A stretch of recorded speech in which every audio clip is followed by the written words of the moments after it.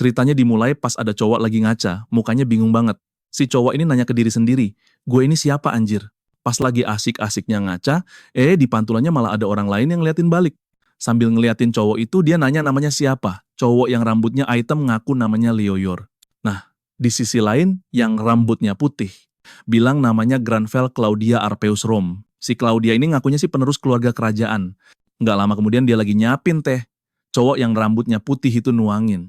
Minumannya kecangkir dengan santuy, terus minum tehnya sambil pura-pura kalem. Tapi sebenarnya dia lagi mikir keras. Si protagonis ini sadar kalau kayaknya dia udah berubah jadi karakter yang dia ciptain 12 tahun lalu pas masih kelas 2 SD. Kocak abis? Dirinya yang versi bocil dulu ngejelasin semua ciri-ciri karakternya dengan detail. Pas udah kelar, bocah itu langsung heboh ngerayain, soalnya akhirnya karakter buatannya jadi juga. Nggak inget soal itu, dia lihat kalau dia nulis, semua hal itu karena percaya kalau dia itu protagonis di dunia nyata, dan alasan semua ini kejadian tuh gara-gara satu game doang. Kronik Arcana. Itu tuh game realitas virtual paling gokil, udah kayak dunia lain aja. Gamenya nggak pernah turun tahta sebagai yang paling sering dimainin tiap hari, tapi semua itu berubah pas servernya dimatiin. Bener-bener game legendaris sih. Tapi, pas hari gamenya ditutup, para wartawan ngabarin kalau Raymond Sound, CEO di balik game itu, dilaporin hilang. Tiba-tiba ada gempa bumi gede di tengah kota. Mendadak, ada ledakan dahsyat, dan di saat itulah Arcana jadi kenyataan. Monster-monster dari game itu mulai pada kabur dari retakan-retakan yang muncul di seluruh penjuru dunia. Waktu itu semua orang mikir kalau kiamat udah deket, tapi beberapa orang malah mulai nyatu sama karakter game mereka. Orang-orang ini dijuluki pemain. Mereka punya semua skill yang dimiliki karakter mereka di dalam game. Gara-gara ini, mereka mulai ngalahin monster dan nyelamatin dunia, dan jadi pahlawan beneran. Jelas aja, si protagonis sering banget ngayal jadi pemain, tapi dia udah pasrah kalau itu nggak mungkin. Soalnya, biarpun dia bangkit jadi pemain, dia tahu nggak bakal cukup jago. Buat punya VR aja, harganya sekitar 10 juta won atau ratusan ribu per bulan buat nyewa, tapi semua pilihan itu mustahil banget. Soalnya perusahaan bokapnya bangkrut, dan kakaknya lagi coba nenangin bokapnya, yang nangis kejer gara-gara nggak bisa beliin Oyol VR, sementara nyokapnya juga cuma bisa pasrah sama keadaan. Ngeliat semua kekacauan itu, si protagonis kita ini bilang kalau dia terpaksa harus ngadepin kerasnya realita kehidupan lebih cepat dari seharusnya. Makanya, bocah itu pensiun dini dari main Arcana. Tapi coba aja dia tahu bakal jadi begini, pasti udah dia usahain mati-matian buat lanjut main, soalnya dia nyerah bahkan belum ada setahun yang bikin statusnya jadi cupu abis. Pas karakternya lagi asik muji-muji teh, di dalam hati dia udah ngamuk-ngamuk makin menjadi-jadi karena dia sekarang jadi karakter yang dia ciptain pas zaman SD Ale. Dia bikin karakter itu pas lagi di puncak-puncaknya fase Chunni Buyu, sambil asik mainin karakternya. Si Oyol bener-bener ngeresapin ceritanya. Itulah kisah latar belakang karakternya. Granvel itu pewaris keluarga bangsawan, tapi seluruh keluarganya tewas di tangan para iblis, dan cuma dia satu-satunya yang selamat. Itulah yang bikin dia jadi pembasmi iblis biar bisa balas dendam. Dengan kata lain, klis banget, tapi ya gimana, itu cerminan sosok yang dia pengenin pas masih SD. Ini tuh masa lalu yang harusnya dikubur dalam-dalam. Di dalam hati udah panik banget, si Oyol mikir seenggaknya dia bisa ngetawain momen memalukan masa remajanya, sementara karakternya malah ngomong super formal, bilang kalau dia udah nungguin momen yang menyenangkan ini. Dia langsung merinding, nyuruh karakternya diem. Tapi ketakutan terbesarnya adalah fakta kalau besok dia harus kerja. Dia bingung apa dia bisa hidup normal dengan gaya ngomong kayak gitu. Dia ngebayangin ada cowok yang coba ngebully dia gara-gara penampilan barunya. Terus, dia bakal langsung nyiram kopi ke muka cowok itu, tapi si John langsung sadar. Nggak bisa gitu woy. Atau nanti malah dituntut. Si Granvel malah nimpalin, seorang bangsawan tidak akan pernah menundukkan kepala di hadapan rakyat jelata. Si protagonis sadar badannya udah nggak sinkron sama otaknya. Padahal kan, katanya para pemain itu bakal menyatu sama karakternya. Tapi ada yang aneh sama dia. Cowok itu mikir keras, kayaknya dia beneran harus hidup sebagai seorang player, padahal udah 12 tahun sejak terakhir kali dia login ke Arcana. Granvel langsung buka internet buat kepoin info, dia mulai riset soal para player dan gaya hidup mereka. Para player sultan yang bisa nembus wave level susah atau lebih tinggi lagi, dapat cuan ratusan juta won, tapi gantinya nyawa mereka jadi taruhan cuy. Jadi info tadi tuh nggak guna banget buat Oyol, soalnya nyawa jelas lebih penting daripada duit. Karakter dia kan ceritanya bangsawan yang udah ngerasain semua kenikmatan duniawi, jadi dia udah nggak ngiler lagi sama yang namanya kekayaan. mikir gitu, dia akhirnya mutusin buat nyari tahu gimana pandangan orang soal kelasnya sekarang. Tapi kagetnya bukan main, hasil pencariannya cuma ada 2 halaman doang. Auto panik, dia sadar kalau Demon Hunter itu ternyata langka banget. Soalnya cuma ada 2 postingan soal itu, sisanya mah artikel berita semua bro. Dua-duanya langsung shock ngeliat sesuatu di salah satu berita. Diberitain kalau semua NPC pemburu iblis udah dibantai habis. Di markas Arkham jam 3 pagi pas tanggal 30. Pas lihat fotonya, dia jadi penasaran kok bisa markasnya hancur lebur gitu. Padahal itu satu-satunya desa tempat orang bisa ganti job, jadi pemburu iblis dan bentengnya para Demon Slayer itu ada di Tanah Suci. Makin deg-degan, Oyol sadar kalau masalah ini jauh lebih rumit dari sekadar orang-orang pada nggak minat sama kelasnya. Ini sih intinya, pembantaian massal buat para Demon Slayer. Tapi ya emang hampir nggak ada yang milih kelas itu, soalnya potensi buat berkembangnya cupu banget, skillnya juga nggak ada yang spesial. Udah jelas, lebih susah buat naikin level dari berburu monster dibanding kelas-kelas lain. Makanya mereka harus kelarin misi buat dapetin poin pengalaman. Padahal, buat ngelawan iblis gak ada kelas yang lebih jago, tapi apesnya, iblis tuh cuma muncul buat para Demon Slayer doang. Dan bahkan misi-misinya pun terkenal gampang banget, kelas yang gak ada peminatnya, bahkan dianggap gak perlu ada. Dengan kata lain, wujud nyata mereka ya para pemburu iblis itu. Tetap aja ada beda jauh antara kelas ampas sama kelas yang udah punah, soalnya ini bahkan para NPC-nya aja udah pada mati. Makin resah, Oyol coba nyari info lebih banyak lagi selain dari yang ada di updatean itu. Fitur ngasih roti buat ganti kelas udah dihapus cuy. Ngelihat semua itu, beberapa orang jadi pada bilang mendingan mereka jadi Demon Slayer aja. Si MC-nya tiba-tiba ngeh sesuatu dan langsung kaget. Salah satu player ngejelasin kalau Demon Slayer itu kelas paling jago buat ngebantai iblis-iblis. Yang baru aja ditambahin itu. Makin penasaran campur cemas, Oyol jadi kepikiran, update apaan sih itu? Soalnya ini dianggap update paling susah, soalnya iblis-iblis ditambahin ke daftar monster. Dengar semua berita itu, si protagonis akhirnya sadar kalau iblis-iblis ternyata udah muncul di dunia nyata, dan anehnya, belum ada satupun Demon Slayer yang nongol. Sementara itu, Granville terus ngelanjutin penyelidikannya. Di sisi lain, cowok ini jadi mikir, jangan-jangan dia satu-satunya Demon Slayer yang ada, dia jadi ragu-ragu apa harus maju buat berantem padahal udah 12 tahun sejak terakhir kali dia main. Tapi kan gak ada jaminan juga kalau iblis-iblis yang dulu dia lawan, itu sama persis kayak yang muncul di update terbaru. Soalnya player level dewa aja pada kewalahan, tapi tiba-tiba seseorang yang duduk di kursi nanya apa dia udah jadi selemah itu. Versi dirinya pas masih bocil bilang kalau Granville itu pantang kabur dari iblis dan itulah tujuan yang jadi harga diri eksistensinya, nggak bakal tergoda, kejebak, atau kemakan tipu muslihat iblis. Cowok itu bilang hal itu bisa mencoreng harga diri Granville. Oyol pun jadi yakin, seenggaknya dia harus coba. Sambil berdiri, dia bilang kalau ragu sama diri sendiri itu cuman buang-buang waktu, soalnya nggak ada yang perlu dirisaukan. Teringat berita tentang iblis yang bikin banyak korban jiwa sampai puluhan mayat bergeletakan di jalanan, sambil mengepalkan tangan, dia bilang kalau itu justru harus dianggap sebuah kehormatan. Toh, dia sendiri yang bakal ngirim mereka semua balik ke neraka. Udah beberapa tahun berlalu sejak bencana global itu dimulai, yang menyebabkan kehancuran di mana-mana.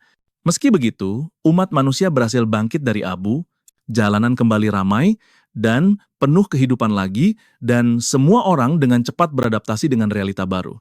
Tapi, di mana ada cahaya, di situ juga ada kegelapan. Kerumunan orang-orang itu juga membawa sekumpulan emosi negatif yang jadi makanan paling sempurna buat para iblis. Salah satu pria yang lagi dikendalikan iblis tampak mengamati kerumunan itu. Matanya nyala merah dan urat-uratnya nonjol pas ngelihat segerombolan orang. Cowok itu bilang kalau mereka bakal jadi target berikutnya. Dengan pikiran itu, dia mulai jalan nyamperin para player itu. Ada yang lagi liatin HP-nya sementara yang lain nyebut kalau teman terakhir mereka agak telat. Si ketua penyerangan, Cheolmin, bilang kalau mereka masih punya beberapa menit sebelum ngumpul. Jadi mending nunggu bentar lagi. Tapi pas nengok ke belakang, cowok itu kaget lihat sesuatu. Yang jalan ke arah mereka ternyata Granville. Si protagonis sadar kalau mereka ternyata udah di sana. Ketua grupnya ngenalin cowok itu sebagai anggota terakhir mereka. Cowok itu nyapa sambil nyebutin namanya dan bilang kalau dia seneng bisa ketemu. Oyol sadar kalau itu tuh sebuah retakan, penghubung antara dua dunia yang cuma bisa dilihat sama para player. Orang biasa sih nggak ngaruh sama portal itu. Bisa nembus gitu aja kayak nggak ada apa-apa, soalnya mereka emang nggak bisa lihat. Sambil ngeliatin situasinya, si protagonis komen dalam hati kalau mungkin dia bakal jadi salah satu dari orang-orang itu kalau dia nggak bangkit, tapi yang paling penting buat dia sekarang tuh. Fakta, Kalau sarang para nol ini direkomendasiin buat level antara 35, 40, sampai 50. Sebagai player level 55, perburuan ini sebenarnya nggak jelek-jelek amat buat pemanasan, buat evolusi dan nambahin pengalaman-pengalaman. Menurut risetnya, level rata-rata player yang nge-clear retakan itu sekitar 200, dan sekarang dia bahkan nggak ada apa-apanya dibanding para hunter itu, dia ngaku kalau butuh kerja keras buat naikin level. Tapi untungnya, nggak cuma player level dewa aja yang bangkit. Gara-gara itu dia berhasil nemuin grup ini, anggota lainnya ngenalin diri dan bilang kalau perburuan kali ini bakal sukses. Cheon Min nyebutin kalau, dilihat dari progres keruntuhannya, dia curiga kalau grup lain mungkin udah ada yang masuk ke retakan itu. Protagonis kita cuma ngeliatin mereka tanpa ngomong apa-apa. Progres keruntuhannya udah di 19%. Perlu diingat, kalau indikatornya nyampe 100%, para monster bisa keluar ke dunia luar. Makanya, para player bisa bebas masuk ke portal buat ngancurin itu, soalnya portal-portal itu kayak bom waktu. Si ketua langsung manggil perhatian semuanya, ngasih tahu kalau mereka bakal mulai nyerang. Jadi karena semangat, Oyol mutusin buat ngomong sesuatu juga sebagai anggota grup, lagian semua orang kelihatannya asik-asik.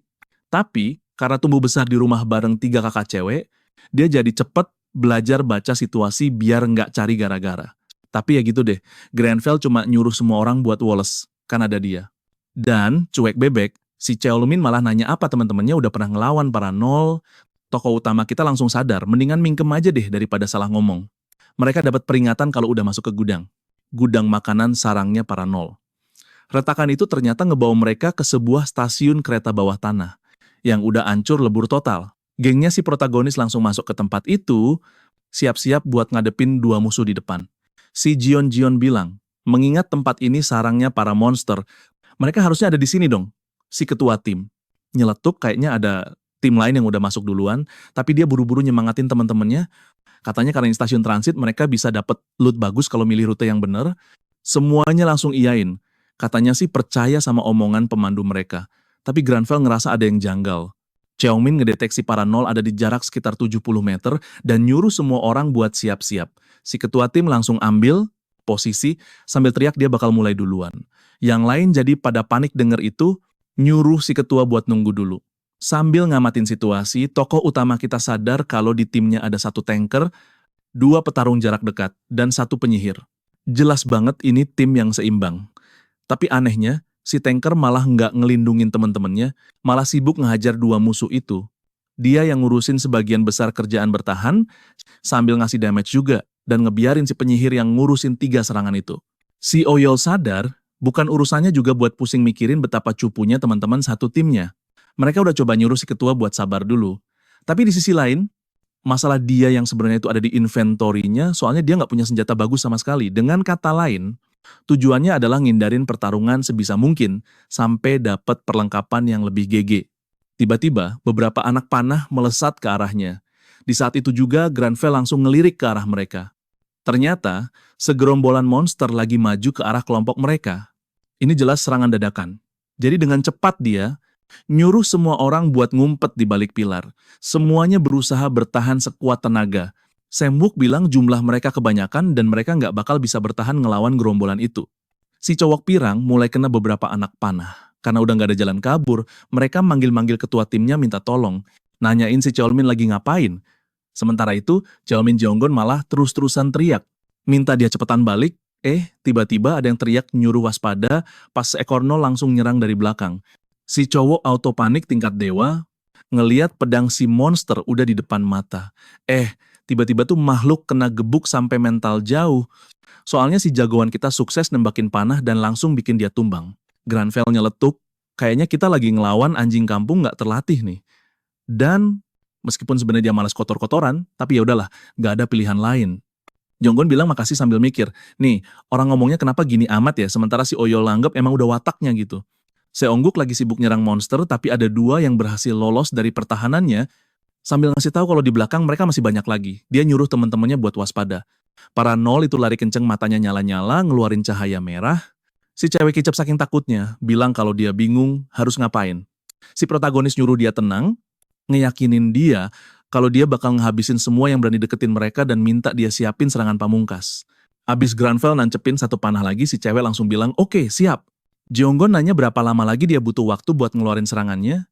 Sambil mereka nahan beberapa monster lagi. Si cewek jawab kalau semuanya udah beres, nyuruh teman-temannya minggir, terus dia ngeluncurin panah api.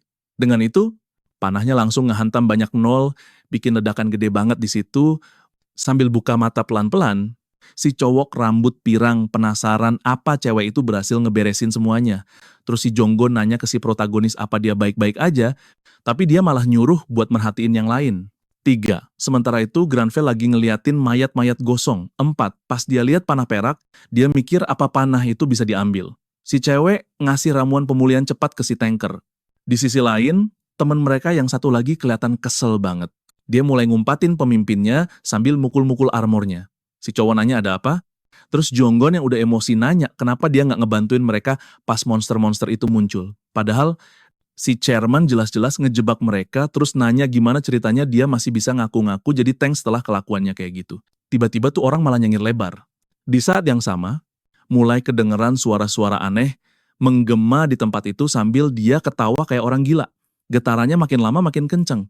Cheonmin loncat ke belakang sambil terus ngakak, Jonggon nanya apa dia pikir ini lucu. Sambil negasin kalau dia itu bukan siapa-siapa tanpa abang yang tenar. Tapi, tiba-tiba lampunya padam gitu aja. Si orang gila itu terus aja ketawa. Nanya apa itu nggak seru, seakan-akan. Ngeliat serangga kayak mereka berjuang buat hidup itu kocak banget, bikin semua orang jadi ngeri. Dia terus ketawa, menggila. Tapi abis itu, skill musuh alami, si protagonis langsung aktif. Sambil kesel, Granville nyeletuk kalau dari kelihatannya dia itu iblis. Makhluk itu malah nyahut, bilang mereka kelamaan sadarnya. Teman-temannya langsung pada pucat pasi dengar informasi itu. Seongwok coba bilang kalau pemimpin mereka. Nggak mungkin jadi salah satu dari iblis-iblis itu. Sambil agak gugup, dia ngelirik ke arah mantan pemandunya. Sambil bilang kalau dia kenal banget sama Cheol. Tapi si cowok gede itu malah diselimuti kegelapan. Ketakutan setengah mati, dia bingung semua orang pada kemana. Tiba-tiba, suara tawa menggema di seluruh ruangan. Dia sadar kalau teman-temannya udah pada mati semua, sementara tubuh mereka ditahan sama semacam energi hitam. John mengulurkan tangannya ke arah si tanker, teriak minta tolong, muncul dekat banget di hadapannya. Mukanya penuh darah dan keputusasaan. Si iblis ternyata udah pakai efek status ketakutan yang ngancurin kewarasan mereka. Makhluk itu terus maju sambil bilang kalau mereka kejebak di mimpi buruk ciptaan mereka sendiri, memotong omongannya. Si protagonis langsung lari ke arahnya, melayangkan pukulan dan bikin dia bingung. Tapi Cheolmin berhasil nangkis sambil ngingetin kalau manusia itu bakal mati kalau Granville. Terus nekat. Si protagonis pun loncat ke belakang, sadar kalau bakal sia-sia nyoba nimbus armornya, makanya dia mutusin buat nyerang bagian sambungannya. Cowok itu langsung nyerang balik, sambil nanya apa si bocah masih mosok pahlawan. Tapi Oyol kan lagi ngaktifin skill musuh alami, jadi kemampuan bertarungnya meningkat drastis. Meskipun begitu, Cheolmin selamat berkat armornya yang super duper alot itu.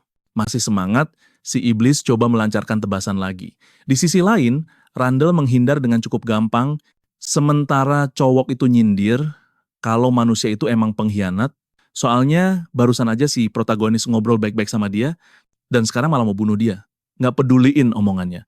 Si bocah nyerang lagi. Dan serat, cowok itu berhasil nebas kacamatanya dengan kilat. Si om itu langsung kicap sejenak, sementara darah mulai muncrat dari lukanya.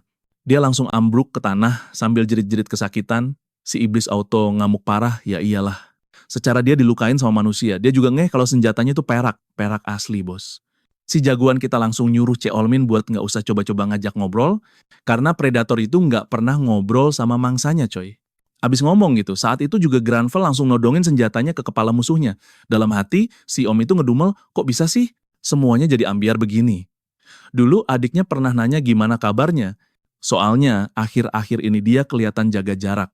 Cheolmin ngeyakinin kalau semua baik-baik aja kok. Katanya dia cuma lagi agak galau aja. Tapi tetap adiknya minta dia buat ngehindarin portal-portal yang bahaya.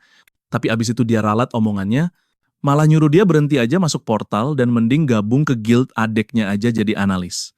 Tapi ya gitu, setiap kali dia pertama kali kenalan sama orang, mereka nggak pernah inget namanya. Selalu aja manggil dia, oh ini kakaknya Taemin. Terus ada yang nyeletuk, kayaknya si Taemin abis ngalahin bos portal lagi ya. Sambil minta tolong sampein ucapan selamat buat adiknya. Banyak banget yang bilang nggak percaya kalau dia itu kakaknya. Mereka malah nyuruh dia dengerin omongan Taemin, soalnya Taemin kan lebih kuat. Semua tekanan biar nggak malu-maluin adiknya itu, adek gue bikin iblis datang nawarin bantuan. Dan begitulah ceritanya dia jadi kerasukan kekuatan ini. Makhluk itu cuma nyuruh dia nonton, yang bikin si cowok ini jadi kayak kejebak di dalam pikirannya sendiri, dan dikontrol sepenuhnya sama si iblis yang ngerasa bisa berbuat seenak jidatnya. Pas teman-temannya pada teriak nyuruh dia berhenti, si cowok rambut putih ini cuma ngeliatin mereka dengan tatapan kosong. Cheolmin ngeliatin pertarungan itu sambil mohon-mohon ke teman-temannya buat jangan deket-deket, soalnya sekarang dia lagi kerasukan iblis. Si iblisnya teriak-teriak histeris sambil dilahap sama kekuatan kegelapan. Tapi si MC malah ngehajar dia berkali-kali di sela-sela armornya, bikin dia sama si iblisnya sama-sama teriak kesakitan. Kesakitan. Pas lihat lengannya copot, dia nanya ke Granville, apa dia beneran tega mau ngehabisin orang ini cuma buat ngalahin iblisnya doang. Dia nanya dengan panik, apa si MC ini nggak peduli kalau harus jadi pembunuh, sambil ngatain dia orang gila. Tapi si Demon Slayer kita cuma natap dia dengan muka lempeng, terus nanya, cuma segini doang kebanggaan hidup lo. Mengejutkan iblis itu sendiri, Cheolmin mengambil alih tubuhnya dan menahannya, menciptakan celah yang diperlukan untuk pukulan terakhir. Memberikan protagonis kesempatan yang dia butuhkan, iblis itu mulai berteriak. Sementara Granville memberitahunya bahwa harga diri itulah yang akan memungkinkan Cheolmin mendapatkan martabat yang sangat dia inginkan. Setelah beberapa saat, anak itu akhirnya terbangun, dia bangkit dengan putus asa berteriak tentang iblis itu. Sementara teman-temannya juga ketakutan. Sambil menyentuh wajahnya, dia tidak begitu mengerti apa yang terjadi. Lagi pula, dia yakin telah dirasuki oleh sesuatu yang jahat. Kemudian Sun Wok bertanya apakah pemimpin mereka baik-baik saja. Dia tidak menjawab tetapi terus gemetar. Sementara dalam hati dia menyadari bahwa dia masih hidup meskipun dia tahu bahwa dia telah ditusuk. Yang mengejutkannya, seseorang bertanya apakah mereka belum memberitahunya, meyakinkan bahwa dia tidak perlu khawatir sama sekali. Sejak awal dia memberitahunya bahwa dia ada di sana, menjelaskan bahwa emosi negatif manusia menjadi sumber energi yang kuat bagi para iblis. Karena itu, Granville memerintahkannya untuk menemukan harga dirinya dan tidak menunjukkan rasa takut apapun, sementara Cheolmin termenung. Sang protagonis menyadari bahwa seorang pemburu iblis sangat hebat dalam membasmi makhluk-makhluk itu. Meskipun dia sudah lama tidak bermain arcana, dia masih belum melupakan pengetahuan dasarnya, tetapi yang mengejutkannya, tidak ada item yang jatuh. Setelah beberapa saat, di sebuah gedung besar yang mewah, di sebuah postingan, seseorang berkomentar bahwa pemimpin mereka telah dirasuki, dan salah satu rekannya telah menghancurkan iblis itu sepenuhnya. Anak laki-laki itu sedang menunjukkan postingan itu kepada adiknya. Dia bertanya apakah Cheolmin benar-benar ingin dia percaya pada hal itu. Taemin berkata bahwa meskipun dia adalah Master Guild, dia tidak bisa mengundang seseorang hanya karena sebuah postingan sederhana. Tetapi kakaknya memberitahunya bahwa dialah yang dirasuki. Mendengar itu, dia langsung menjatuhkan minumannya dan terdiam terkejut dengan apa yang baru saja dia dengar. Waktu berlalu dan sebuah gedung besar tampak menonjol di tengah kota. Sebuah pintu sedang dijaga oleh 2 orang penjaga. Sementara seseorang di dalam bertanya apa maksudnya dengan itu. Taemin mempertanyakan apakah kakaknya benar-benar akan menjadi seorang analis dengan alasan bahwa dia tidak bisa sepenuhnya percaya pada kata-katanya. Do Chaemin bilang dia kaget banget tahu kalau lo masih percaya sama abang lo yang payah ini. Udah kesel, si cowok itu nyuruh dia berhenti ngerendahin diri sendiri dan nanya apa, dia juga bercanda pas bilang mau jadi analis. Sambil naruh teh di meja, Cheolmin jawab, enggak lah. Soalnya dulu gue emang gak bisa lihat jernih, tapi sekarang gue sadar kelemahan gue dan udah nemuin apa yang benar-benar harus gue lakuin. Dulu gue mati-matian buat ngear lo, tapi sekarang gue mutusin buat nyari alasan gue sendiri buat bisa bangga. Sambil senyum bangga, Taemin ngaku sekarang dia jadi beneran penasaran, kepo orang macem apa yang bisa ngerubah kakaknya sampai segitunya. Lagian, ngalahin iblis sampai ancur lebur gitu sih satu hal, tapi mentalnya itu loh gokil abis. Soalnya dia gak goyah sama sekali dan dari yang gue denger, dia bahkan gak pakai sihir, cuma modal belati doang, bikin mikir itu kelas apaan coba. Belum lagi dia nggak ngerti kenapa player sekeren itu mau-maunya masuk ke Rift level cetek. Cheolmin bilang dia ngerti sih keraguan adeknya. Si cowok itu coba minta kakaknya buat percaya sama dia, tapi Taemin langsung motong obrolan, ngeyakinin kalau dia percaya kok sama omongannya. Dia ngasih tahu kalau analisis pola serangan para bos butuh player baru, sambil naruh sebuah dokumen di atas meja. Cowok itu bilang dia percaya sama Cheolmin, makanya dia langsung nyiapin kontrak ini setelah dengar ceritanya sambil negasin kalau mau orang bilang apa juga, Cheolmin itu tetap abangnya dan mulai detik ini, seorang analis kebanggaan Gaon. Agak canggung gitu, si abang bilang adiknya gak usah lebay pakai acara mellow segala. Ganti topik. Si ketua guild minta pak analis buat ngecek kontraknya dan kasih pendapat. Dia benerin kacamatanya sambil baca cepet, terus panik, nanya apa beneran ini isi kontraknya. Gak lama kemudian, di sebuah gedung yang lebih sederhana, Granville lagi asyik sikat gigi, sementara Oyon nyadar levelnya udah naik, sekarang jadi 67. Dia sadar levelnya naik 12 sekaligus, tapi karakternya malah bilang segitu mah dikit. Tapi, dia langsung nyuruh dirinya yang lain buat diem. Mereka berdua jadi adu bacot, soalnya yang satu cuek banget sama pembagian poin, sementara yang satunya lagi udah gelisah parah. Si protagonis bilang dia capek, jadi mau tidur dulu biar keputusannya lebih mantep, tapi si Granville malah bilang kalau semuanya berantakan parah, jadi dia langsung mulai bebersih, sementara si Oyol nanya emangnya mereka nggak mau istirahat. Waktu terus jalan dan matahari udah mau tenggelam, ada yang abis masak sampai dapurnya jadi kapal pecah. Granville nyicipin dikit makan malamnya. Sambil nahan ngantuk, si protagonis ngeliatin betapa disiplin dan rapinya karakter buatannya itu sambil merhatiin dia nyuci piring. Oyol jadi sadar kalau dia nemuin sesuatu gara-gara itu, soalnya yang penting tuh bukan cuma level sama kelasnya doang. Setiap detail tentang si karakter ternyata beneran kejadian di dunia nyata. Coba kalau dia yang dulu palingan cuma mandi, rebahan, terus pesen makanan online. Sekarang, gara-gara karakternya, hidupnya jadi lebih sehat. Dia jadi kepikiran, gimana nasib skill-skill yang udah dia pasang pas bikin karakternya. Katanya sih, dia punya bakat sihir bawaan lahir yang bikin dia bisa nguasain kebanyakan mantra cuma dengan sekali lihat. Selain otaknya encer banget, potensi fisiknya juga gila-gilaan. Sementara si Granville pasang muka pede, si protagonis ngakuin dalam hati kalau dia emang ngerancang karakternya dengan semua hal keren yang bisa dia bayangin. Tapi ya tetap aja, dia harus mastiin apa semua detail itu beneran ngefek di dunia nyata. Mau nggak mau, dia harus ngecek lewat HP-nya. Ada notif masuk dari Ciol. Pas lihat pesannya, Oyol heran. Ini chat apa cerpen? Panjang bener. Sambil masih mandangin HP, dia ngaku nggak ngerti isinya apaan. Ya udah, ntar dipikirin lagi deh. Terus tolak secara halus. Sambil buka buku, dia bilang udah waktunya ngebuktiin hal yang paling penting. Yaitu apa karakternya itu beneran bisa belajar sihir, cuma modal nonton doang. Jadi Granville mutusin buat buka YouTube. Dua kakak beradik itu kelihatan tegang nonton sesuatu. Si cowok itu cuma jawab kalau sekarang bukan waktu yang pas. Mereka berdua jadi bingung, gak ngerti maksudnya apaan. Xiaomin mikir, jangan-jangan dia udah dapet tawaran dari guild lain. Kakaknya langsung ngeluh, emang guild mana lagi coba? Soalnya kan yang pertama, Gaon itu guild terbesar se-Korea, dan lagi pula mereka nawarin tempat tinggal, mobil, sama biaya kerja, gila, penawaran kayak gitu belum pernah ada di pasaran. Si kakak bilang, sejak menara penyihir muncul di Korea, banyak guild dari luar negeri yang jadi ngincer negara kita. Dan kalaupun bukan dari organisasi luar, semua guild gede di Korea kan adanya di Seoul. Bisa jadi salah satu dari mereka. 2, si Taimin yang udah ngamuk berat bilang kalau dia ogah nerima ini. Lagian, guild mana coba yang bisa nawarin kontrak sebagus itu? Sambil berdiri, dia nanya ke adiknya buat ngejelasin wujud orang itu, biar dia bisa gercep ngajak gabung sebelum diserobot organisasi lain, sambil minta semua ciri-ciri fisiknya. Agak-agak ragu gitu. Xiaomin bilang dia juga nggak begitu yakin. Ketua guildnya malah nyombong, bilang kalau ngejelasin hantu aja dia bisa.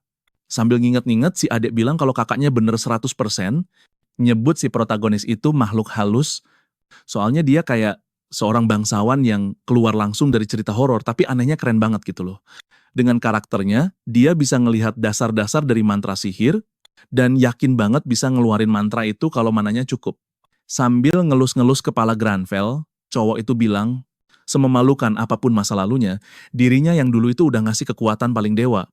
Dan ya udahlah, sekarang dia tahu gimana cara pakai mantra-mantra itu. Ini waktu yang pas banget buat naikin status, karena dia nggak tahu bakatnya bakal ngebawa dia kemana. Hoyo lebih milih buat nggak fokus ke satu hal aja biar banyak pilihan. Dia bagi-bagi poin ke strength dan agility, terus 7 poin lagi ke magic. Nginget fakta kalau dia satu-satunya yang selamat dari keluarganya, si protagonis ngebatin kalau itu ngenes banget. Sambil senyum tipis, dia milih status terakhirnya dan ngasih 1 poin ke luck. Walaupun cuma nambahin 1 poin, secara teori, keberuntungannya jadi 2 kali lipat, dan ini cara dia buat ngasih hadiah ke diri sendiri karena udah tahan banting selama ini.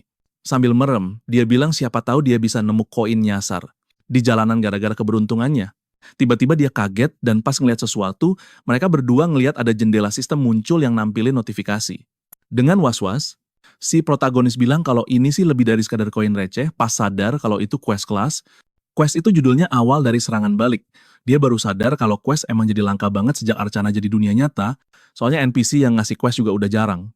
Granville nimbrung. Bilang kalau quest biasa aja udah susah dicari, apalagi quest kelas yang dia nggak tahu cara kerjanya, makanya si protagonis mutusin buat nyari tahu. Lagian, seingat dia, quest kelas itu nggak sesimpel kelihatannya. Dia lanjut nyelidikin santai, katanya sih buat mulain misi kelas itu.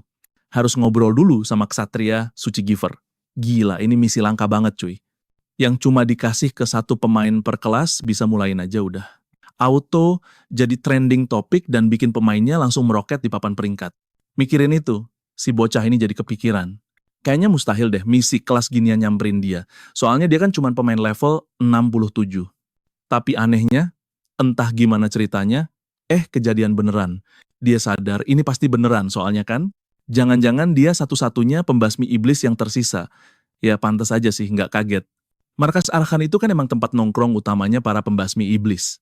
Walaupun kedengerannya keren, dia malah kaget pas lihat langsung pakai mata kepala sendiri. Gunung segede gaban dengan akar di mana-mana menjulang di depan orang banyak, sementara ada yang nyambut para pembasmi, selamat datang di Arkan guys. Si NPC ngasih misi suruh manjat tebing curam, gila. Tingginya 1 kilometer, katanya ospek yang beneran baru dimulai di puncak. Lihat itu, Oyol jadi mikir, beneran nih. Semua orang harus nyelesain misi-misi ekstrem yang gak ada gunanya. Si NPC malah ngeledek, cuma segitu doang kecepatan manjat lo ke protagonis kita. Terus si bapak-bapak itu bilang, dia bakal tinggal di kamar itu mulai sekarang. Renfell jadi inget, itu tempat fasilitasnya parah banget kondisinya. Pembasmi lain udah pada kelaparan tingkat dewa, tapi kalau mau makan harus turun lagi jauh banget buat nyari kantin. Denger itu, si NPC malah nyuruh semua orang turun lagi buat ke kantin. Ngeselin banget kan? Dalam hati, si protagonis mikir, pantesan aja semua orang pada cabut. Si Granville bilang kalau gara-gara itu dia malah jadi makin kuat sih. Tapi ya udahlah, yang lalu biarlah berlalu. Yang penting sekarang mereka cuma perlu beresin misi ini. Di sisi lain, si Oyon ngeliatin dia terus, kelihatan banget canggungnya. Risih, dia sadar kalau karakternya. Tiba-tiba gerak sendiri ngambil keputusan. Sementara itu, di markas anti Arkano cabang Korea, kerjaan organisasi ini emang buat ngerespon setiap ada update dari game Arkana. Mereka punya tim gede isinya para mantan pegawai yang dulu ngerjain game itu. Orang-orang ini tugasnya ngumpulin dan nganalisis data soal realitas baru ini. Tugasnya ya nyebarin ke para player biar kerusakan dan kekacauan dunia berkurang gitu loh. Singkatnya sih, mereka ini perusahaan plat merah yang para pegawainya wajib lembur mulu. Salah satunya nyeletuk kalau minggu ini nggak ada. Updatean sama sekali, bahkan Riff baru pun nihil. Tapi temennya bilang sabar aja, si mas-mas ini masih aja ngedumel soal kerjaan, tapi koleganya nyuruh dia buat nge-refresh halamannya lagi aja. Atasannya kaget pas ngelihat sesuatu. Katanya tiap abis ada updatean rilis, updatean itu langsung muncul di dunia nyata. Lihat reaksi temennya yang melongo, dia nanya, ada update baru ya? Keduanya langsung panik bukan main pas lihat apa yang terjadi. Semua pegawai di markas langsung auto heboh. Ada yang bilang mau nulis surat wasiat, ada juga yang teriak-teriak suruh matiin HP. Pas seisi kantor udah kayak pasar kaget. Si mas-mas tadi masih cengol liatin layar. Tiba-tiba muncul banyak banget riff, plus monster-monster baru dan bos anyar namanya Konde Oscuro level 430. Lihat itu, mereka berdua langsung pucat pasi. Soalnya player ranking paling dewa aja baru level 403, jelas mustahil banget buat ngalahin bos itu.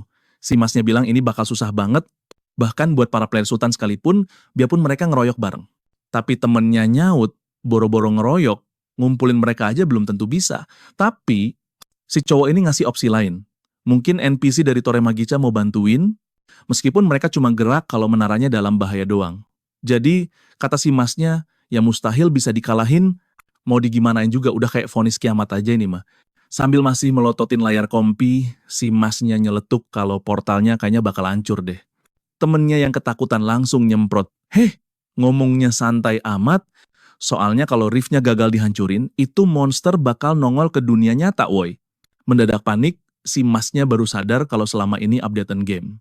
Masih bisa diatasi lah, tapi yang ini udah di luar nalar banget.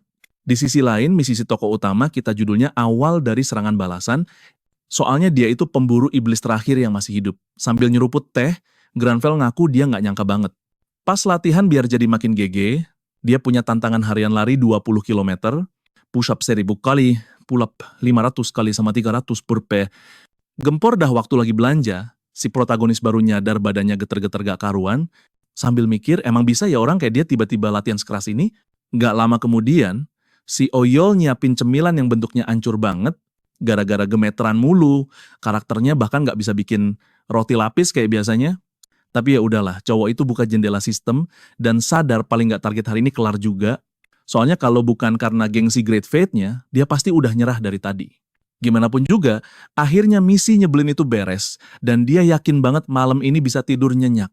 Oyol berasumsi bahwa dia tidak sabar untuk melihat apa misi berikutnya. Si protagonis lagi latihan pull-up sambil ngumpat-ngumpat karena udah ngos-ngosan. Dalam hati, nih cowok makin kesel dan capek, sambil ngitungin tiap repetisi. Udah sampai 481 nih, dan ternyata udah beberapa hari lewat, dan misi hariannya itu-itu aja, kayaknya dia kejebak ginian selama seminggu penuh. Tiap kali kelar, muncul lagi misi yang sama, bikin si protagonis teriak minta istirahat. Sambil duduk di bangku, Ranvel sadar kalau dia berhasil nyelesain misi hari itu juga. Si protagonis ngaku, kayaknya dia bisa kuat begini cuman gara-gara gengsi karakternya doang, tapi seenggaknya semua misi kelar. Jadi dia berharap banget hadiahnya jangan cuma badan, jadi lebih kuat dan tahan banting atau apalah sejenisnya. Kekuatan sama kelincahannya nambah 2 poin setelah si Oyol berhasil menuhin syarat misinya. Dia kaget banget pas lihat statusnya nambah sebagai hadiah, dapat peningkatan permanen cuy. Item buat naikin status kan mahal banget. Naikin 1 poin aja harganya jutaan, ini dia dapat gratisan. Lagian, kalau misinya diulang-ulang terus, berarti si Oyol bisa naikin atributnya lagi dong. Gampang banget dibandingin hadiahnya. Ini sih yang bikin dia curiga. Di radio ada pengumuman kalau update terbaru Arcana ngebocorin sesuatu yang belum pernah ada sebelumnya. Katanya sih Kamis lalu, sebagian besar guild-guild ngumumin kalau mereka nggak bakal coba masuk ke retakan baru itu, sebuah portal baru yang namanya Wilayah Sang Count. Portal itu ngebawa bos baru. Katanya sih si Count Oscura itu vampir iblis level 430 dan para ahli yakin ngalahin dia itu mustahil banget. 2 cowok yang kerja di kantor cabang itu. Katanya sih mereka belum bisa spill apa-apa dulu, lampunya langsung dimatiin, si Oyol jadi kepikiran. Gara-gara monsternya level 430, gila, auto panik lah dia. Oyol ngedumel, gimana caranya ngelawan yang beginian coba? Beneran ada bapak-bapak lagi di podcast gitu. Lagi ngebahas update baru. Katanya sih update ini ngeluarin bos paling OP sepanjang sejarah. Markas besar anti Arcana udah ngumumin kalau si Count itu ternyata vampir, alias iblis bro. Geng-geng guild gede pada main aman, mereka bilang retakannya itu terlalu bahaya, buat dimasukin tanpa persiapan yang mateng. Oyol jadi cemas banget ngelihat situasi yang makin runyam ini. Soalnya kan iblis itu monster yang ribet banget buat dilawan sama para player. Pola serangannya itu loh, bisa berubah-ubah pas lagi berantem. Ngeselin banget kan? Makanya disaranin player yang mau maju minimal punya 10 level di atas rekomendasi. Nah, dia kan level 67, harusnya sih nggak usah ikut campur. Tapi sialnya, misi utamanya justru buat nangkep. Sesosok vampir, yang bikin dia mau nggak mau harus ikutan. Sambil ketar-ketir, si Oyol sadar kalau satu-satunya vampir yang ada itu ya si Dark Count. Artinya, ya dia harus nge-kill tuh bos. Makin jiper dia ngaku takut, ya iyalah, soalnya dia harus ngalahin musuh. Yang bisa dibilang mustahil banget buat level dia sekarang. Tapi itu kan cuma perasaan si Oyol doang, anehnya detak jantungnya santai banget. Oh iya, badan ini kan bukan punya dia, makanya rasanya kayak jadi Granvel. Tiba-tiba, si karakter nyeletuk kalau ada sampah yang lagi buang-buang waktu berharganya. Dia janji bakal balas dendam dan nuntut hukuman yang paling berat buat itu. Sambil deg-degan, Oyol sadar kalau si Granvel bener juga soalnya. Orang gila itu pasti bakal nekat nyamperin si vampir. Besoknya, si tokoh utama kita masih di rumah. Menurut hasil risetnya, si Dark Count itu ada di Rusia.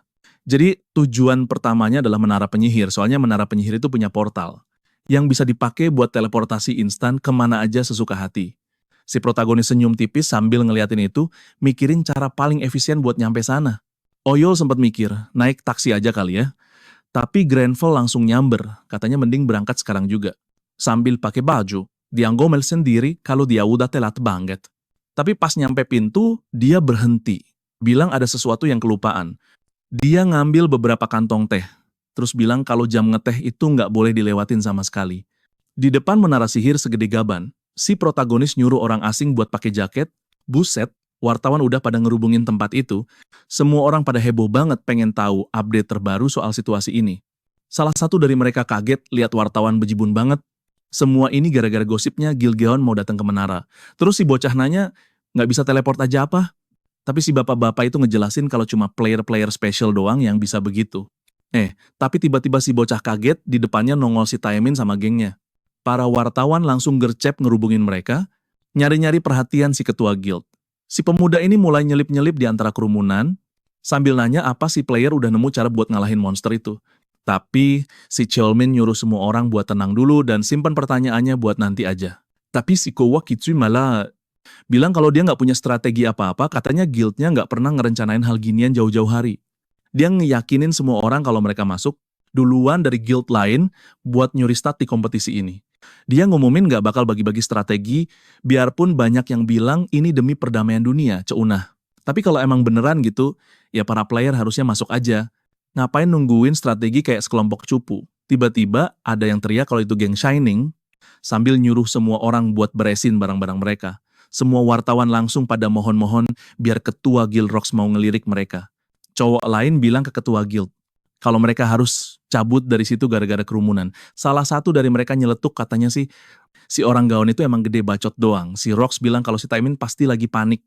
Guild-guild gede dari seluruh dunia lagi pada datang ke Korea demi menara itu, yang bikin gaon jadi mulai kesingkir. Dan jelas banyak banget yang dipertaruhin buat mereka. Tapi ada yang minta si Taemin buat nggak panik. Abangnya bilang kalau guild mereka harus maju pelan-pelan aja, biar mereka bisa ngasih yang terbaik. Si ketua bilang dia seneng banget ada cewek itu di sampingnya. Si gede nanya gimana kelanjutan tawaran buat si Ojoel.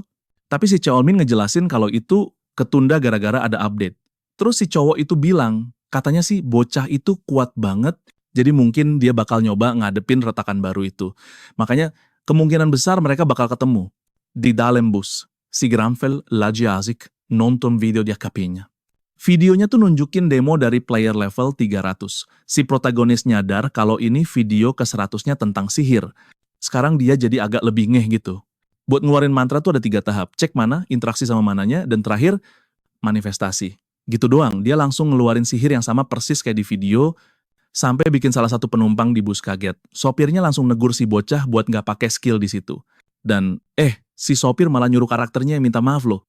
Tapi si Granfell malah bilang dia nggak bakal ngelakuin lagi biar sopirnya nggak jantungan. Dia emang gatel banget pengen pamerin skillnya yang masih seuprit, tapi gila sih dia bisa belajar sihir cuma dari nonton doang. Tapi si protagonis kaget pas lihat ada yang aneh, dan skill-skillnya tuh musuh alami, master perak, master tembak, tembakan ganda, sama pengusir setan. Granfell nyadar kalau skill sihirnya nggak muncul di daftar. Biasanya kan skill itu langsung nongol di layar skill abis dipelajarin. Sambil mikir, dia kepikiran jangan-jangan ini bug. Nggak lama kemudian, si protagonis udah ada di dalam menara sihir yang gede dan kinklong abis, dan dia juga ngeh kalau dalamnya beda banget sama luarnya. Selain itu, ada lagi nih yang bikin dia salfok di depan portal. Dia sadar itu pasti portal teleportasi. Entah kenapa, si Granfell kaget ngelihat sesuatu. Sambil ngamatin sihir itu, si bocah ini yakin banget kalau dia mungkin bisa belajar bikin portal teleportasi juga, dan anehnya kok kayaknya lebih gampang dipelajarin daripada sihir api. Tiba-tiba ada cowok nabrak si protagonis sambil teriak nyuruh semua anggota Guild Gaon buat kumpul karena ada rapat sama analis. Cowok itu langsung minta maaf, pas sadar dia nggak sengaja ngedorong orang itu ke arah portal. Taemin teriak, nyuruh dia hati-hati. Si ketua guild masih aja sewot, sementara adeknya, si Vicente, nyeletuk kayak pernah lihat orang itu sebelumnya. Motong lamunannya, si gede itu nyuruh Cheolmin buat ngasih arahan. Ya udah, dia pun mulai ngejelasin soal retakan baru yang muncul di Rusia, sambil nunjukin desain portalnya, di mana lingkaran luar itu wilayah pinggiran yang isinya beberapa pintu masuk, lingkaran tengahnya itu retakan wilayah si Count, yang memiliki sekitar 30 pintu masuk. Terakhir, lingkaran dalam adalah benteng Sang Count. Berdasarkan bentuk dan pola yang mereka amati, kemungkinan besar istana Sang Count akan muncul jika portalnya runtuh di depan retakan-retakan itu. Beberapa reporter sedang melaporkan situasi saat ini. Seorang jurnalis memperkenalkan diri sambil mengumumkan bahwa dia berada di area portal baru. Di Rusia, melaporkan bahwa area tersebut dipenuhi oleh para pemain. Seorang anak laki-laki sedang melakukan siaran langsung dengan ponselnya. Menunjukkan bahwa dia berada di depan retakan baru, dia berbicara tentang betapa dinginnya di sana, meyakinkan bahwa dia akan mencoba membawa konten berkualitas untuk para penontonnya. Anak itu dia bilang akan menunjukkan portal di belakangnya, namun sang protagonis sedang mendekat. Karena kesal, bocah itu memukul dadanya, meminta patua itu untuk punya sedikit sopan santun. Dia berteriak, mengklaim bahwa dia menemukan tempat itu lebih dulu. tapi dengan cara yang menakutkan. Granville memerintahkannya untuk menyingkir, karena dia tidak punya kesabaran untuk berurusan dengan rakyat jelata. Sementara karakternya terus mendengus marah, Oyol meminta maaf dalam hati. Setelah itu dia berhenti di depan retakan, menyadari bahwa dia akhirnya tiba di wilayah pinggiran. Berasumsi bahwa setidaknya dia berharap di dalam lebih hangat, seseorang menebas beberapa monster dalam satu serangan. Dia berhenti dengan tenang, sementara tubuh musuh-musuhnya tercabik-cabik. Seseorang memanggil Leonie, memintanya untuk menunggu mereka. Seorang rekan wanitanya memberitahunya bahwa meskipun levelnya di atas 300, dia seharusnya tidak pergi sendirian meskipun rekan prianya bersikeras agar tidak ada yang khawatir. Namun wanita itu hanya menyuruh semua orang untuk diam, menyatakan bahwa mereka adalah sekelompok serangga yang mengganggu. Bahkan untuk wilayah pinggiran, level yang direkomendasikan adalah 240 atau lebih tinggi. Melihat itu, sang protagonis menyadari bahwa ini masih retakan pertama, sementara Oyol menyatakan bahwa di sana lebih dingin dari sebelumnya. Karakternya mengatakan bahwa itu membuat darahnya mendidih karena amarah. Tiba-tiba, sesuatu menarik perhatiannya. Beberapa serigala darah level 230 mendekatinya, namun meskipun memiliki level yang lebih rendah. Dengan skill musuh alaminya, dia bisa menandingi mereka, menatap mereka dengan tajam. Granville memastikan bahwa mereka telah memilih tuan yang salah untuk dilayani. Dengan itu, dia dengan cepat mengeluarkan senjata dari inventorinya. Dia berkata bahwa dengan anggun, dia akan menghabisi anjing-anjing malang itu. Menyatakan bahwa dia akan membuat mereka merasakan teror menjadi mangsa itu sendiri. Di tempat lain, beberapa serigala mati di antara beberapa pemain.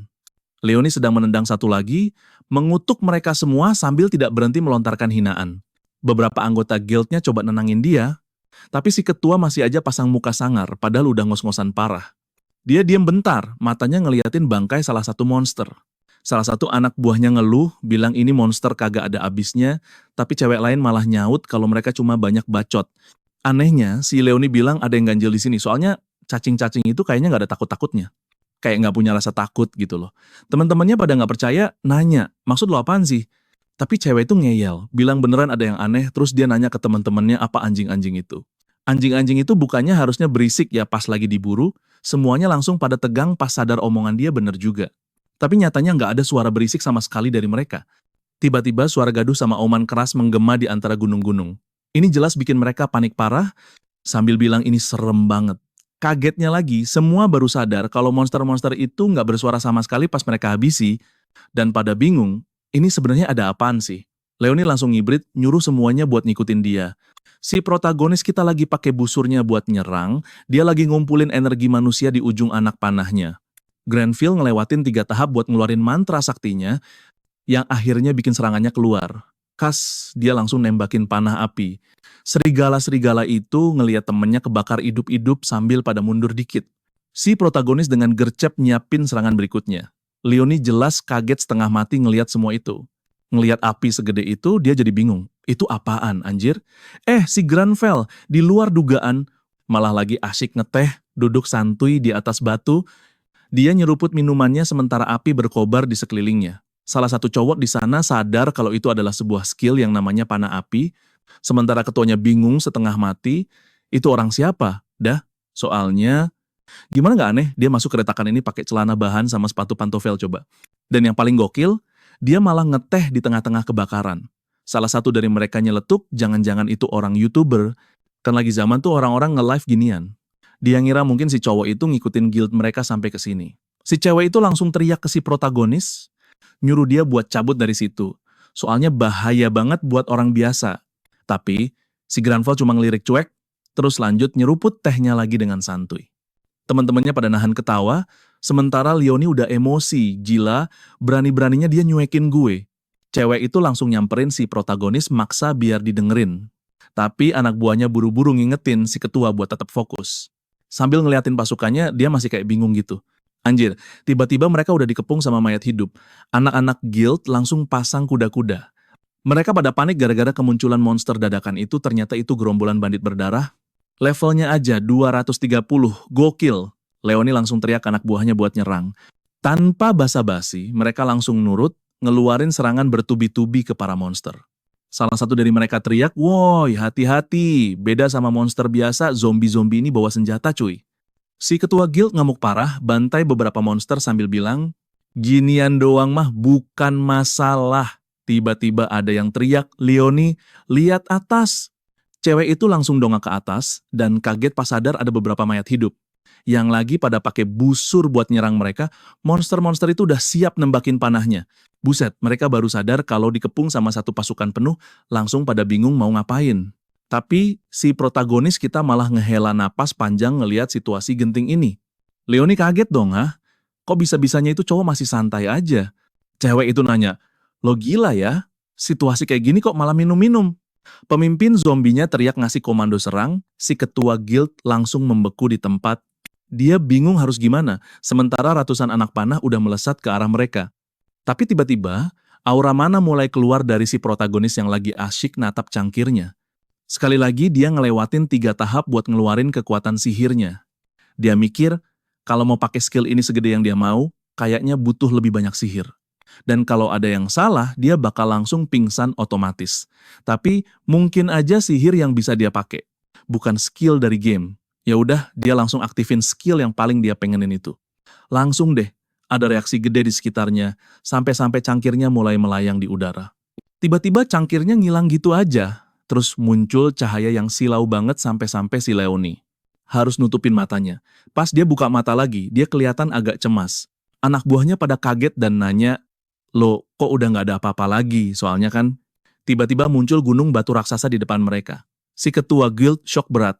Dia mikir, "Gila, butuh skill dewa buat bikin tembok segede ini." Tapi si protagonis malah bilang kalau itu bukan skill. Dia ngasih tahu kalau yang dia pakai itu adalah sihir murninya. Anak-anak guild jadi pada takut campur penasaran. Ngeliat tembok segede gaban itu, si Oyol jadi sadar kalau dia ternyata bisa berinteraksi sama mana. Dari sebuah objek bisa mengubah bentuknya, lebih mirip alkimia daripada sulap. Tapi, sebuah teriakan kencang bikin mereka siaga lagi, salah satu dari mereka noleh ke belakang, udah punya firasat buruk. Musuh-musuh udah ngepung tembok dan sekarang tim mereka benar-benar kejebak. Ngeliat ini, Grenfell malah bilang mau nunda waktu ngetehnya. Leoni jadi bingung sama omongannya. Semuanya langsung pasang posisi buat ngadepin para monster, masing-masing diperintah buat lawan musuhnya sendiri. Si ibu guru nyuruh si alkemis buat tetap di belakang mereka, tapi si protagonis malah berdiri sambil naruh tangannya di dekat tengkuk dan ngeluarin anak panah dari inventorinya. Sesosok mayat hidup udah mau nonjok salah satu prajurit yang teriak-teriak minta tolong, soalnya temennya udah luka dan dia sendiri hampir nggak bisa lihat apa yang mau nyerang dia dan sadar kalau dia nggak bakal bisa menghindar.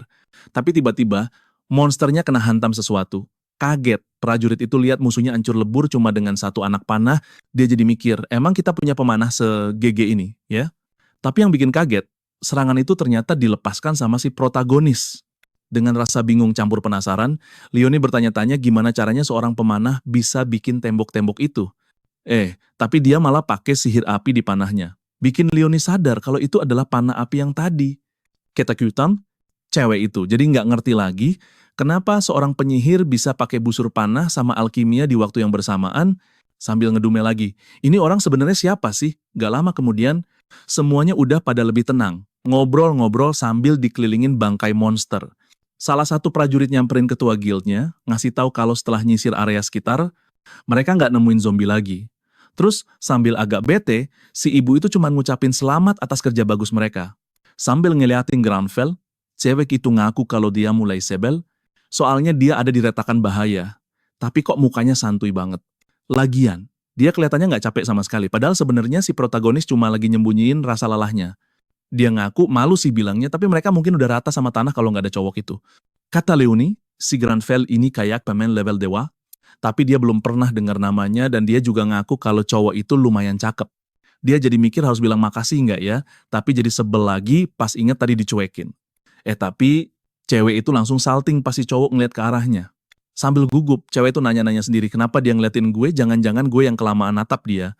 Semakin gelisah, Leoni bertanya-tanya apakah sang protagonis ingin mengajaknya pergi atau semacamnya, sambil mengakui dalam hati bahwa dia tidak akan menolak undangan jika Grenfell memanggilnya, dan yang mengejutkan, dia benar-benar melakukannya. Dengan sedikit gembira, gadis itu bertanya apa yang dia inginkan. Sang protagonis mengatakan kalau dia boleh memandangnya sepuasnya, tapi dia belum mau berbagi teh dengannya. Hal itu membuat Master Guild sangat marah. Tiba-tiba beberapa drone muncul di langit, mereka terbang di atas pintu masuk retakan. Seorang wartawan sedang membawakan acaranya, melaporkan bahwa dia berada di depan portal baru yang muncul di Rusia. Seorang pria sedang menonton berita yang melaporkan tentang bos dengan level tertinggi sejauh ini dan berhasil menarik perhatian semua orang. Dua rekan lainnya menemaninya berbicara tentang nama portal pertama, yaitu wilayah pinggiran dengan ratusan pintu masuk ke wilayah tersebut. Semuanya harus dibersihkan untuk bisa mengakses retakan berikutnya. Banyak guild besar seperti Shining Gigaon sudah ikut dalam tantangan itu, dan bertanya-tanya guild mana di antara mereka yang akan membersihkan retakan wilayah itu lebih dulu, karena ini adalah ujian bagi seluruh dunia. Pria yang sedang menonton siaran itu hanya tersenyum tipis saat menyaksikannya. Tiba-tiba, seorang pria muncul dipanggil oleh produser Jion, memberitahunya bahwa dia membawakan secangkir kopi, dia menyuruhnya cepat masuk dan jangan biarkan salju masuk. Tapi rekannya bertanya padanya apakah dia seorang satria kegelapan karena tinggal di tempat yang begitu gelap. Jion bertanya apakah dia punya informasi baru. Rekannya berkata bahwa kelihatannya mereka seimbang, tapi Shining sedikit lebih unggul. Tentu saja, mendengar ini, sang produser memerintahkannya untuk bersiap mewawancarai mereka begitu mereka keluar. Bawahannya berkata bahwa itu masih akan lama. Tiba-tiba, pria itu merasakan sesuatu, seseorang berlari dengan panik, bahkan mengganggu para reporter yang sedang siaran langsung. Para wartawan mencoba menenangkan situasi dengan mengatakan kepada penonton bahwa tampaknya asisten mereka benar-benar harus pergi ke suatu tempat. Tiba-tiba, sang produser muncul, memerintahkan reporter itu untuk pergi ke retakan pertama, karena seseorang baru saja menyelesaikannya. Dia mencoba bertanya guild mana yang berhasil, tapi Jion hanya menyuruhnya untuk pergi ke sana, karena dia tidak bisa melihatnya dengan drone, jadi seluruh tim langsung bergegas pergi. Asisten itu terkejut saat akhirnya tiba di tempat itu, namun dia sedikit bingung. Dia menelepon atasannya, yang dengan gembira bertanya apakah dia punya rekaman dari guild itu dan siapa di antara keduanya yang bertanggung jawab. Namun, pria itu memberitahu bahwa itu sebenarnya adalah para berserker. Bingung. Sang produser bertanya apakah benar itu adalah guild yang berada di peringkat 32. Bawahannya kembali mengatakan bahwa dia yakin, memberitahu bahwa dia baru saja mengirim videonya, tapi keduanya masih tidak percaya dengan pencapaian seperti itu. Masih terkejut, Jion bertanya sekali lagi apakah mereka benar-benar berada di retakan wilayah pinggiran, tempat di mana bahkan Shining mengalami kesulitan. Dia bertanya-tanya mengapa mereka terlihat baik-baik saja. Mereka semakin bingung saat melihat sang protagonis, karena para berserker adalah bagian dari aliansi Eropa, dan tidak pernah disebutkan bahwa mereka memiliki anggota dari Korea. Tiba-tiba, beberapa wartawan muncul untuk meliput pembersihan salah satu retakan, karena asisten itu berusaha sekuat tenaga untuk menjadi yang pertama mewawancarai mereka. Dia meminta izin kepada sang protagonis yang menatapnya dengan tajam. Lalu pria itu mencoba mengajukan beberapa pertanyaan, menanyainya tentang hubungannya dengan guild itu dan apa yang terjadi di dalam retakan. Namun, Granville hanya menyuruhnya pergi, mengatakan bahwa dia tidak punya kesabaran untuk mengurusi hal-hal seperti itu. Asisten itu membeku tidak tahu harus berbuat apa, sementara pria itu pergi secepat mungkin, karena dia kedinginan sampai membeku. Para wartawan lain melewatinya, mencoba untuk mendapatkan wawancara dengan Leon. Mereka dengan cepat mengepung mereka, memberi selamat karena menjadi yang pertama, membersihkan sebuah portal, dan menanyakan bagaimana rasanya. Salah satu anggota meminta mereka untuk bertanya satu persatu, tapi pemimpin mereka mengatakan tidak ada yang perlu dikomentari. Dengan kesal, dia menyatakan bahwa mereka tidak akan menjawab apapun dan menyuruh para wartawan untuk bertanya kepada sang protagonis. Mendengar ini, pria itu mulai berdebat dengan pemimpinnya, memintanya untuk mengatakan sesuatu, karena mereka adalah guild pertama yang berhasil melakukannya. Namun, wanita itu sangat marah, mengingat apa yang dikatakan sang protagonis kepadanya sebelum melintasi retakan itu dan memberikan mereka kredit atas pembersihannya. Sambil memikirkannya, gadis itu bertanya di mana orang gila itu. Tapi rekannya memberitahunya bahwa dia sudah pergi, mengatakan bahwa Granville bilang akan mampir sebentar ke rumahnya, membuat semua orang terdiam. Dia bertanya apakah hanya itu yang dia tahu. Cewek itu langsung ngamuk-ngamuk, nanya apa sih orang aneh itu nggak ngerti betapa pentingnya jadi yang pertama bersih-bersih. Pas mereka lagi asyik adu mulut, tiba-tiba muncul kilatan cahaya biru. Itu tandanya ada retakan lain yang udah diberesin. Salah satu wartawan langsung teriak heboh ke semua orang, ngasih tahu kalau ada portal biru lain yang kebuka, bukti kalau pembersihan kedua udah kelar. Guild yang tanggung jawab kali ini adalah Gaon, yang anggotanya kelihatan banget pada bonyok dan kecapean parah. Para wartawan langsung gercep ngerubungin ketua guildnya buat wawancara. Waktu para jurnalis lagi ngeroyok dia, Taimin malah jadi kepo pas ngeliat ada para berserker di sana. Dia jadi mikir, jangan-jangan mereka yang pertama kelar. Pas Leoni mau pergi, dia ngegumam sesuatu. Semua orang, termasuk ketua guild Gaon, auto bengong denger omongan dia. Di basecampnya Taimin, dia lagi makan bareng abangnya sambil nonton berita. Katanya si Leoni tadi bilang, kayaknya sih Gaon itu bukan satu-satunya jagoan di Korea. Cheonmin langsung nanya, itu cewek beneran ngomong gitu? Dan abangnya ngeiyain, yakin banget. Soalnya cewek itu ngelirik dia, ngomong pelan, terus langsung cabut.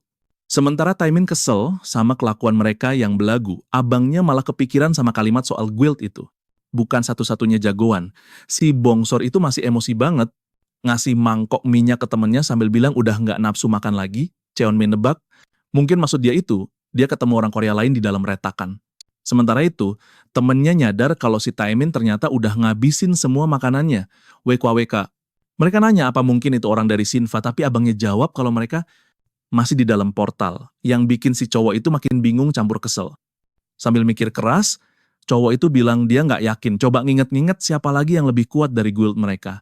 Akhirnya, si protagonis kita ini ngaku kalau cuma ada satu orang yang kepikiran di otaknya. Di sisi lain, si Oyol, protagonis kita, udah ngibrit aja buat berendam air anget. Pas dia lagi happy-happynya di sana, karakternya malah mikir kalau kelakuannya itu cupu banget. Si Oyol bilang, karena udah PW banget, kayaknya enak nih buat tidur sebentar. Ngeliat karakternya diem aja, si protagonis langsung paham kalau si aneh ini pasti nggak bakal mau diajak tidur sekarang. Ya udah, dia mutusin buat ngebersihin semua kotoran yang udah numpuk. Oyol auto shock, soalnya si aneh itu bahkan sampai nyiapin makanan buat dirinya sendiri. Karena nggak bisa tidur, akhirnya cowok itu mutusin buat buka jendela statusnya. Pas ngeliat perlengkapannya, dia mikir kalau kebanyakan barangnya ampas banget, tapi levelnya ternyata udah nyampe 86. Dan meskipun dia berhasil nembus retakan yang katanya paling susah sejauh ini, levelnya nggak naik-naik amat. Lagian, gila sih, bahaya banget ngeliat mananya, ternyata sihir jauh lebih guna daripada skillnya. Berkat itu, damage yang dikeluarin jadi lebih nampol. Tapi, di sisi lain, pemulihan mananya lemot banget kayak Keong, tapi dia sih nggak kaget, lagian kan. Dia nggak punya aksesoris buat bantu-bantu dan kelasnya juga nggak ada skill semacam itu. Dia ngaku bakal lebih repot kalau cewek itu nggak ada di sana, sampai kepikiran buat ngucapin makasih nanti. Tiba-tiba, Granville nongol bilang ini semua salah dia, katanya dia payah banget. Sambil panik, Oyol inget kalau karakternya emang nggak punya sifat rendah hati sama sekali. Dia jadi bingung ngapain juga inget-inget detail pas bikin karakter ini. Si Oyol jadi punya firasat jelek soal ini. Si Granville bilang retakan berikutnya itu wilayah si Count. Sambil berdiri, Granville ngomong waktunya mepet, ngasih tahu dia nggak boleh ngandelin sihir doang, dan mau ngelatih pertarungan jarak deket. Oyol ngaku sih, dia udah lihat orang yang lebih pas buat dijadiin panutan, seseorang yang dia lihat langsung pakai mata kepalanya sendiri hari itu. Dari semua player yang pakai senjata buat berantem, Leoni itu yang paling menonjol, makanya dia pengen gerakannya bisa sekeren itu. Tapi lamunannya buyar pas si Granville tiba-tiba ngebuka jendela statistiknya. Katanya semua itu butuh pondasi yang kuat sambil ngebuka misi latihan hariannya. Tapi sebelum mulai latihan, si Granville malah nyuruh piring-piring kotor diberesin dulu. Oyol jadi mikir, ini orang kapan tidurnya coba? Beberapa jam kemudian udah malam, si gila itu masih aja lari-lari. Dia olahraga sambil dengerin podcast. Penyiar podcastnya ngucapin selamat malam buat semua dan bilang mau nyampein berita terbaru. Reporter itu ngabarin kalau tingkat penyelesaian retakan sekarang udah di angka 95% dan katanya wilayah si Count bakal segera kebuka. Dan menurut berita terbaru, meskipun wilayah itu masih belum bisa dimasukin, progres keruntuhannya udah lebih dari 60%.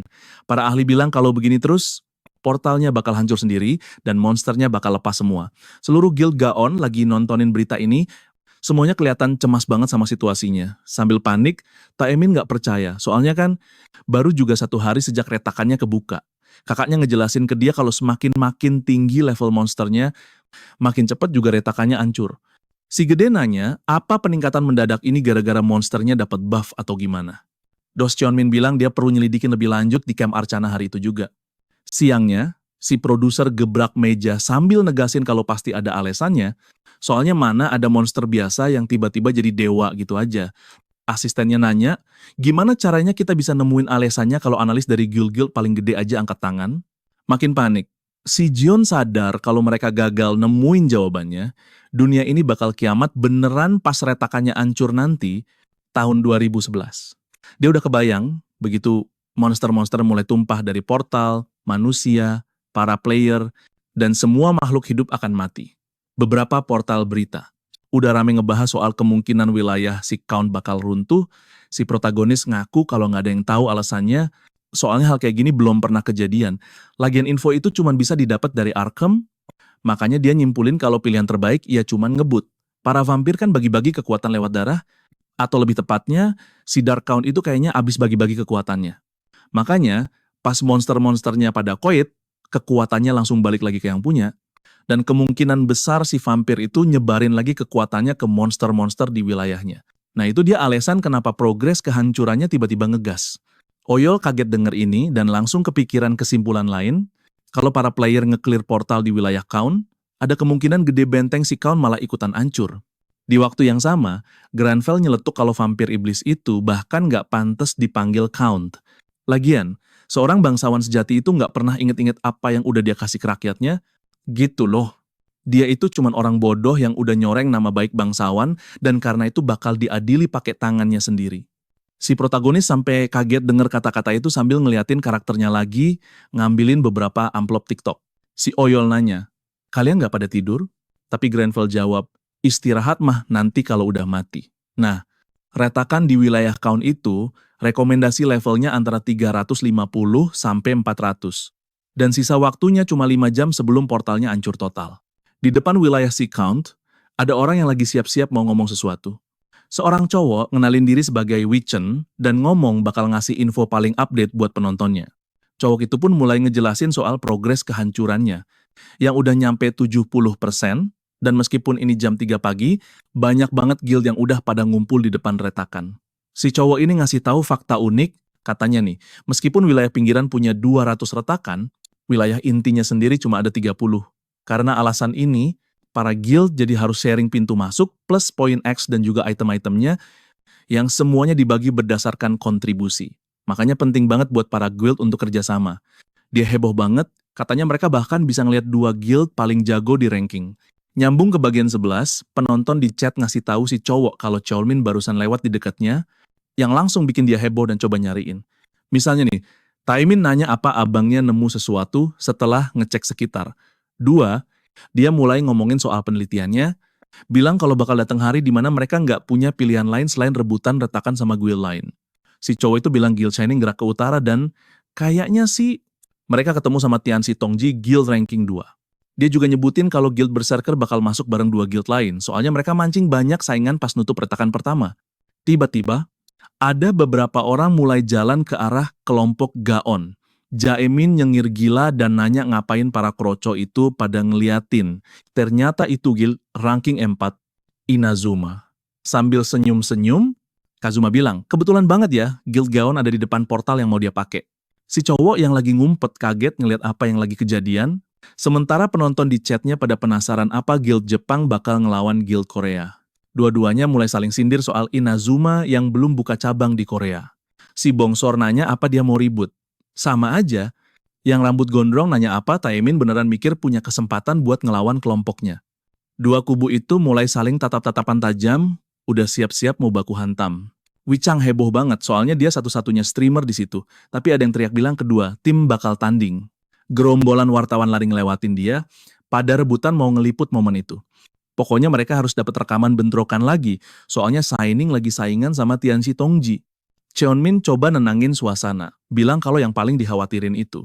Pas retakannya lagi ancur-ancurnya nih, nggak disangka-sangka ada yang nyeletuk kalau Inazuma itu ranking 4, pas banget di atasnya Gaon yang nangkring di posisi 5.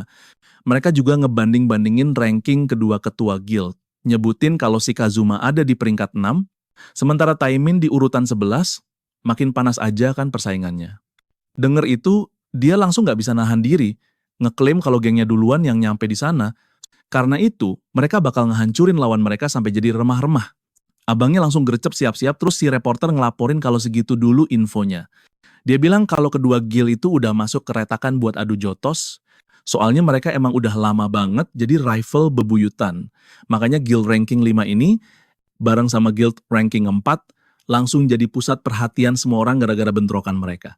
Lagian nih, di portal utara, Shaina sama Tiana juga lagi saingan sengit.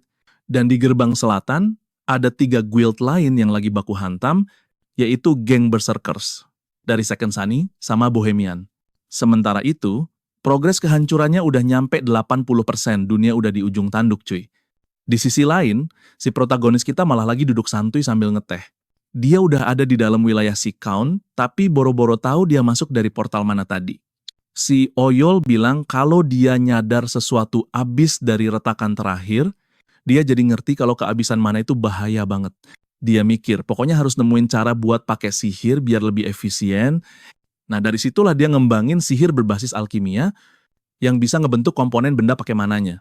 Awalnya dia iseng pakai batu sembarangan buat bikin cangkir teh sama meja, dan dari situ dia jadi tahu kalau makin ribet detail suatu benda, makin banyak juga mana yang kesedot. Makanya nih, sihir ini nggak efektif-efektif amat buat tempur, soalnya kayak maksain diri gitu loh. Pas lagi nyoba-nyoba nentuin ukuran yang pas, dia nemuin elemen baru. Beberapa prajurit si Count kegelapan level 300 lagi nyamperin dia. Sambil ngeliatin monster-monster itu, si protagonis mikir, apa ini kekuatan yang dikasih sama si vampir. Sambil nyiapin sihirnya, dia bilang, "Cih, payah, 5." Tiba-tiba, pilar-pilar batu raksasa muncul di sekelilingnya. Granvelo langsung nyuruh semua orang buat balik ke tempat asal mereka. Sambil ngepalin tangan, dia bilang kalau soal restorasi atau pemulihan, mananya tuh hampir nggak kepakai, bikin hujan puing-puing langsung nimpa musuh. Makanya, dia ngembangin sihir pembalik. Sementara itu, si Oyo nyuruh dia buat berhenti sok-sokan bikin semuanya kelihatan keren. Di sisi lain, di bagian paling dalam wilayah si Count, salah satu prajuritnya sadar ada sesuatu. Tapi, monsternya langsung rata sama tanah dihajar Taemi. Lihat itu, para mayat hidup lainnya malah ngakak kenceng banget. Abis itu, mereka langsung nerjang ke arah si bongsor. Tapi si cowok itu malah nyengir, kayaknya seneng banget sama situasinya. Dia neken pedangnya makin kenceng sampai tanah di bawah kakinya retak hancur lebur. Kuma sekali tebas mereka semua mental ke belakang. Sisa, anggota kelompoknya nyamperin pemimpin mereka dengan was-was.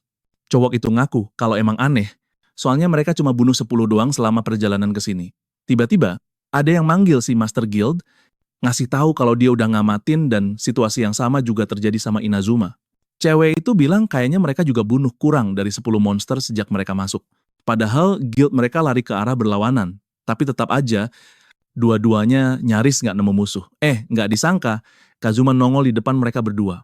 Cowok itu nyeletuk, katanya situasinya nggak seheboh yang dia kira. Kesel, si Taemin nanya kenapa dia sok akrab banget. Master Guild Inazuma bilang dia jadi pengen ngehabisin si Taemin. Si bongsor itu nantangin, coba aja kalau berani nggak ada saksi ini. Tapi abangnya, si Cheolmin nelpon lewat komunikator. Katanya dia udah nganalisis dungeonnya secara umum. Dia mau ngirim beberapa gambar, tapi Taemin bilang dia lagi ada di semacam alun-alun. Cowok itu nanya, yakin bro? Dia jawab iya, terus nanya kenapa emangnya? Panik, si Cheolmin nyuruh adiknya buat cabut dari situ sekarang juga. Tapi pas itu juga, mereka ngerasain tekanan yang kuatnya, bukan main. Bahkan Taemin aja jadi tegang ngelihat pasukan Satria Dark Count level 350 yang lagi gerak maju ke arah 2 kelompok itu. Semuanya langsung kaget, karena mereka itu ksatria level dewa. Master Guild Gaon langsung teriak ngasih tahu ada musuh. Siap-siap mau nyerang dia. Si Kazuma juga udah pasang kuda-kuda. Agak cemas gitu lihat, ada pasukan berkuda. Si Taemin jadi bingung mau ngapain. Soalnya pasukan berkuda itu daya hancurnya gila-gilaan, dan biarpun tank mereka udah pada tewas, tetap aja bahaya banget buat dilawan. Kedua pemimpin itu saling membelakangi, siap tempur. Dan si Kazuma ngaku, gue benci ngomong ini tapi tolong jagain punggung gue bro. Tiba-tiba ada yang teriak, ngasih tahu para master kalau musuh juga datang dari belakang. Anjir, mereka bener-bener udah dikepung total. Para ksatria itu mau nyerbu mereka dari segala penjuru. Kakaknya langsung bilang ke Taemin buat nggak ngelawan mereka di tempat terbuka, soalnya guild kedua aja korbannya banyak banget. Tapi udah telat banget, salah satu monster udah keburu nyerang mereka. Tapi tiba-tiba muncul sihir gede banget, ngehancurin satria itu. Seluruh pasukan musuh langsung hancur lebur dalam sekejap, para player lain auto kaget dan bingung sama apa yang barusan terjadi. Mereka ngelihat pilar-pilar batu raksasa yang tiba-tiba muncul di mana-mana. Taemin makin ketakutan, tapi yang bikin dia kaget, si protagonis kita nongol. Pas lihat itu, Taemin langsung shock berat. 2 ketua guild itu cuma bisa diem ngeliatin cowok itu yang lagi nyibakin rambutnya dengan gaya super santai. Pas mereka lihat mukanya dengan jelas, Taemin akhirnya yakin 100% kalau itu si Oyo. Sementara itu, Wikan lagi seneng-senengnya live streaming lagi. Nih, dia bilang abis dari toilet bentar tapi bakal lanjut ngikutin Guild Gaon. Cowok itu lagi ngeanalisis jejak kaki dan sadar kalau jejak itu kayaknya baru dibuat kurang dari 5 menit yang lalu. Tapi penonton di chatnya nyuruh dia buat bikin konten yang beda. Soalnya udah banyak banget YouTuber yang nge-stream konten beginian. Si Wikan bilang, kalian lebih tahu soal streaming zaman sekarang daripada gue sendiri. Terus dia bilang mau ngejar Inazuma. Tapi tiba-tiba, Wikan ngerasain tekanan aura dari pasukan berkuda itu, bikin penonton di chatnya juga pada panik dan penasaran ada apaan. Ada yang donasi duit sambil nyuruh dia lari dan si Wikan langsung ngacir. Balik lagi kedua tim tadi, kedua pemimpinnya masih pada cengok saking kagetnya. Mereka baru sadar kalau seluruh medan perang udah ketutup sama pilar-pilar batu. Kazuma ngeliatin si protagonis mikir dalam hati, ini orang apa monster sih? Gimana nggak coba? Cuma dengan satu kibasan tangan dia bisa nutupin seluruh area pakai serangannya. Dia jadi penasaran seberapa dewa level sihirnya. Udah gitu, cowok itu pakai baju kantoran, bukan setelan tempur. Sambil ngedumel, siapa sih orang gila ini? Pas lagi ngelamun, tiba-tiba salah satu anak buahnya manggil. Dia ngasih tahu kalau para ksatria lagi nerobos di antara pilar-pilar. Tapi, Tak Emin bilang itu salah besar. Soalnya pilar-pilar itu justru nahan monster-monster biar nggak maju. Denger itu, si jagoan gede langsung ngakak dan bilang entar juga pada makasih. Si gila ini langsung aktifin skill barbarian mengamuk, bikin serangannya. Jadi, makin kuat dan damage yang diterima jadi lebih enteng.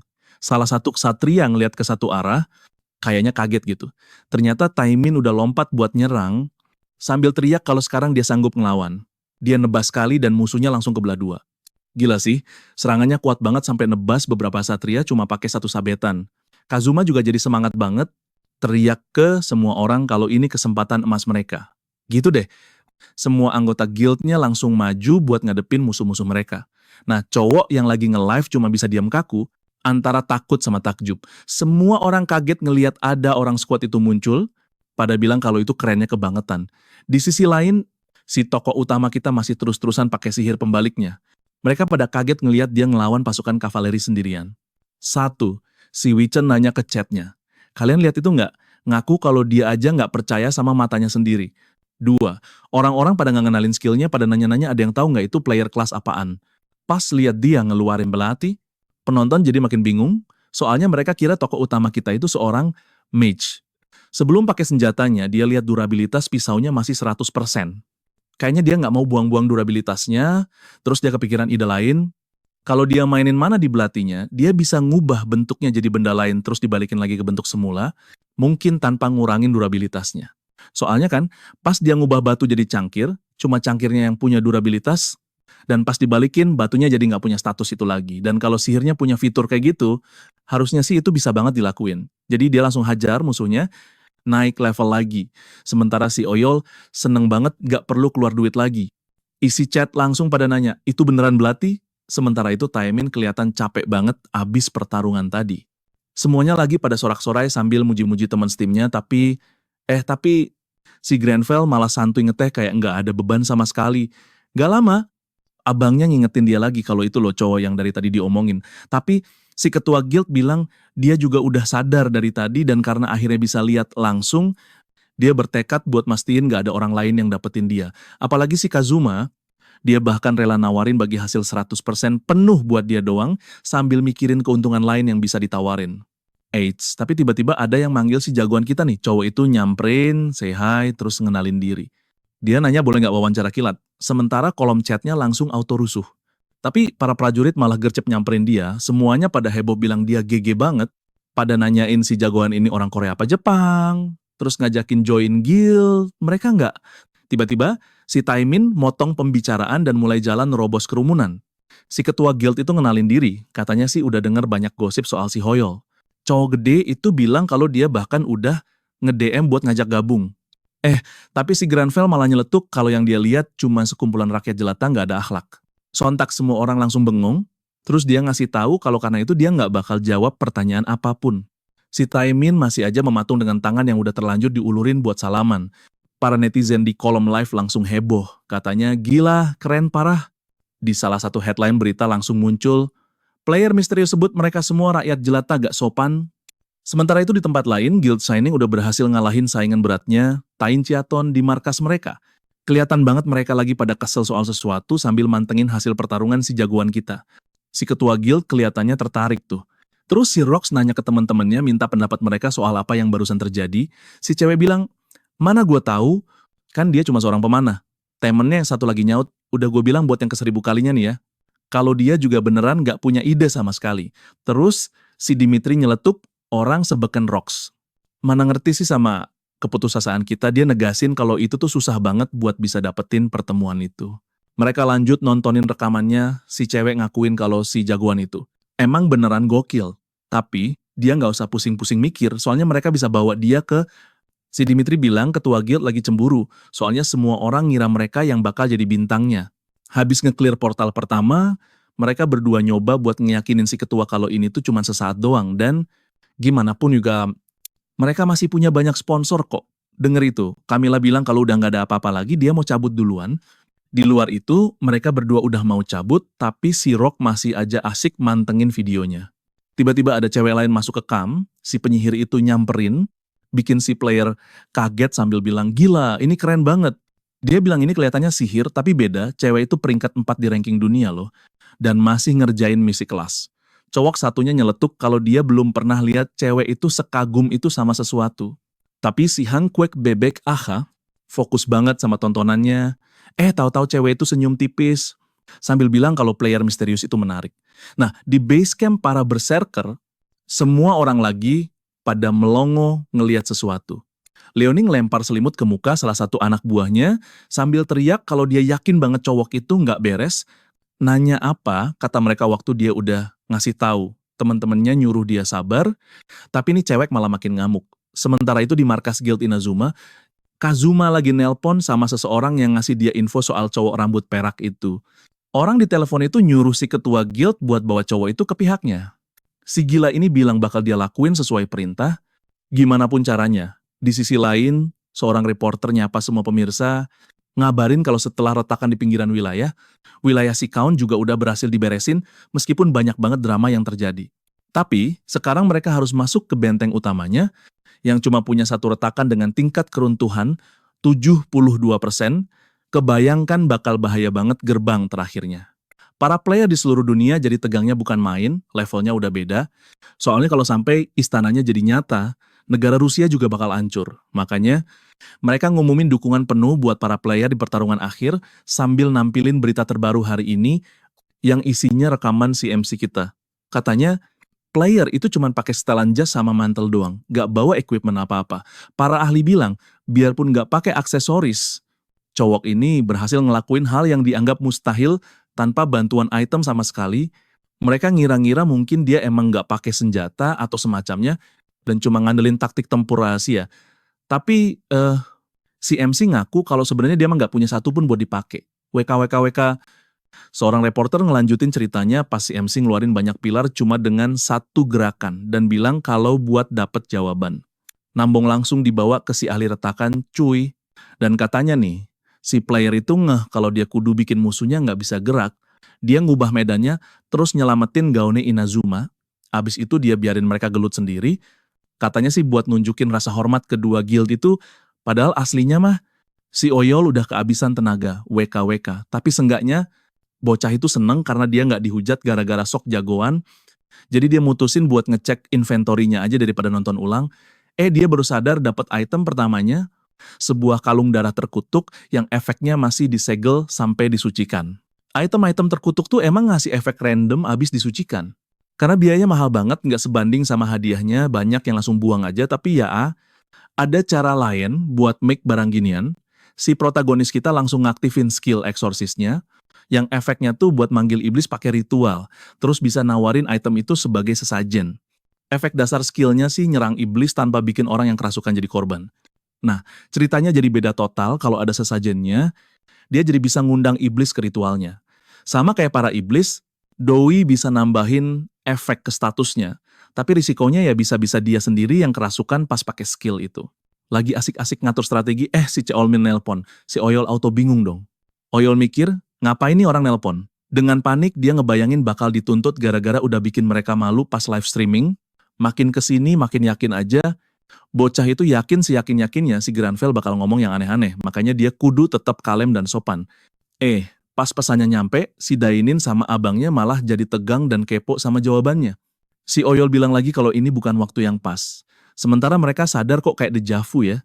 Ojon ngaku kalau ini emang waktu yang paling apes buat dituntut. Dua-duanya pada tegang soalnya retakannya aja belum kelar. Si Master Gaon yang kasihan itu bilang kalau dia mau minta maaf karena udah nggak sopan dan mau ngasih penawaran yang lebih pantas buat si player. Mereka berdua lagi nonton ulang percobaan wawancara yang mereka lakuin ke protagonis kita, nanya-nanya soal negara asal sama guildnya. Ngelihat itu, si Taeme nyeletuk kalau mereka emang kurang ajar banget sama si Oyo, soalnya semua orang pada maksa buat ngerekrut sambil ngeliatin muka si Oyo. Dua-duanya ngira si protagonis lagi nahan amarah. Padahal aslinya mah, dia tuh udah capek banget. Tapi tetap aja si ketua guild bilang prioritas sekarang itu si Count kegelapan. Kakak beradik itu nyadar kalau progres keruntuhannya udah nyampe 83%. Mereka mutusin istirahat bentar, 10 menitan lagi lah sebelum masuk. Tapi tiba-tiba ada getaran kenceng banget, mereka bingung. Gempa apa gimana nih? Di TV ada berita darurat, ngabarin kalau benteng si vampir tiba-tiba ambruk, yang bikin pemerintah Rusia langsung nyuruh semua warga sipil buat ngungsi. Gara-gara retakannya pecah, istana si Count jadi beneran muncul di dunia nyata, dan makan korban lebih dari 200 nyawa di perkemahan dekat situ. Amerika sama Eropa nyaranin Rusia buat nutup perbatasan mereka, sambil nyuruh para player buat langsung cabut ke benteng si Count. Entah kenapa banyak banget prajurit yang kaget pas ada orang datang. Dan orang itu, ya si protagonis kita dia nyadar, portalnya akhirnya hancur juga ya. Para player lain langsung kenalin dia, soalnya mukanya udah warawiri di TV dari pagi, dan mereka ngelihat dia jalan sendirian ke arah istana. Semua orang ngegosip gila tuh orang. Si orang gila itu berhenti di depan patung yang matanya nyala merah. Si gila ini bilang patungnya serem banget, serem abis, katanya dia nggak nyangka tempat ini. Bisa-bisanya disebut benteng, sambil bilang, pantes aja, vampirnya cupu sih. Si Oyol nyeletuk kalau reaksi kayak gitu udah jelas, soalnya properti keluarga Claudi itu 10 kali lipat lebih gede. Tapi patungnya tiba-tiba mulai berisik, nunjukin kalau dia itu hidup. Si protagonis langsung panik, waduh, jangan-jangan dia denger omongan gue. Monster itu langsung loncat dari tumpuannya dan mendarat pas di depan dia. Player-player lain jelas kaget bukan main ngeliat itu, sambil mikir, ini beneran gak sih? Si Granville gak dalam bahaya tuh. Mereka ngomel-ngomel kenapa gak ada yang kabur. Makhluk itu nyoba nyerang dia pakai senjata raksasanya, tapi si cowok itu cuma ngegerakin jarinya ke bawah dan patungnya langsung hancur berkeping-keping. Anggota Guild Shining kaget banget dengar suara ledakan itu dan nanya-nanya itu suara apaan. Si Dimitri bilang suaranya dari arah benteng. Camilla nyadar kalau suaranya mirip sama yang mereka dengar di video, yang bikin si penyihir cewek itu langsung hibrid ke sana. Jelas aja, semua temennya nanyain dia mau kemana, nyuruh jangan nekat sendirian. Tapi cewek itu tetap aja lanjut, pakai kekuatannya. Untuk sampai di sana secepat mungkin, para pemain tidak mengerti apa yang baru saja mereka saksikan. Lagi pula, pemain misterius itu menghancurkan monster tersebut hanya dengan satu serangan. Sementara Oyol merasa lega, karakternya berkata bahwa menempatkan sesuatu yang begitu mengerikan. Di tamannya adalah sebuah penghinaan terhadap selera yang bagus. Tiba-tiba seseorang berteriak menarik perhatiannya. Dengan itu, orang-orang lain berlari menuju kastil, mengklaim bahwa dengan matinya penjaga gerbang mereka memiliki kesempatan. Sang protagonis menyadari bahwa dengan membunuh monster itu, dia secara tidak langsung mendorong mereka. Sebuah misi sampingan muncul untuknya. Memintanya untuk menanamkan rasa takut pada vampir yang akan diburu.